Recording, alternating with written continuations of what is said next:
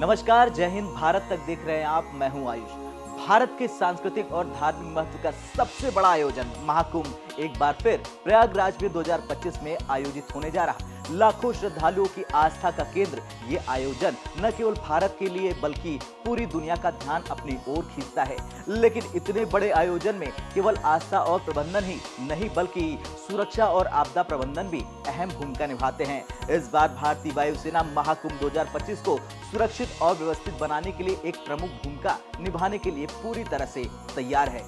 दरअसल महाकुंभ के दौरान प्रयागराज स्थित बमरौली वायुसेना स्टेशन को एक नोडल केंद्र के रूप में विकसित किया गया है। 20 दिसंबर 2024 से 28 फरवरी 2025 तक सिविल, अनुसूचित, गैर अनुसूचित और चार्टर उड़ानों के संचालन पूरी तरह से तैयार। CAT-2 इंस्ट्रूमेंट लैंडिंग सिस्टम यानी कि ILS स्थापित किया गया है, जिससे सर्दियों में खराब मौसम के बावजूद उड़ान संचालन सुचारू रहेगा। इससे श्रद्धालुओं को समय पर और सुरक्षित पहुंचाने में मदद मिलेगी।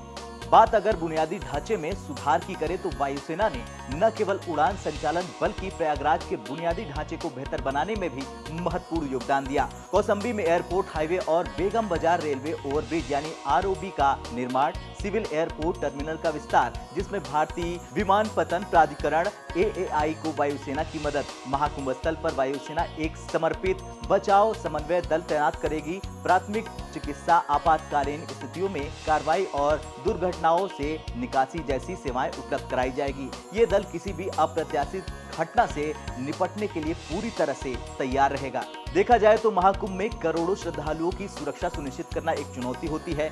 वायुसेना का सहयोग न केवल हवाई संचालन में बल्कि आयोजन स्थल पर आपदा प्रबंधन और सुरक्षा में भी निर्णायक भूमिका निभाएगा।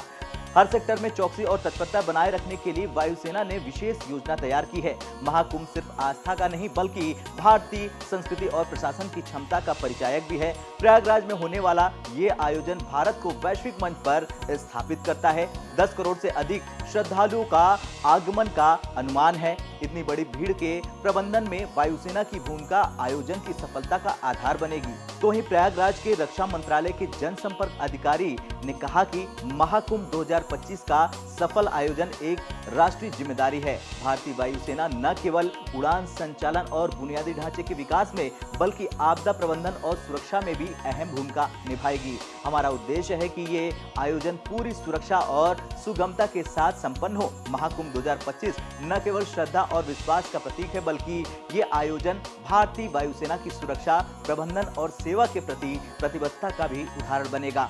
भारतीय वायुसेना की आधुनिक तकनीक और समर्पण से ये सुनिश्चित किया जाएगा कि इस बार महाकुंभ न केवल सुरक्षित बल्कि एक आदर्श आयोजन के रूप में याद किया जाए।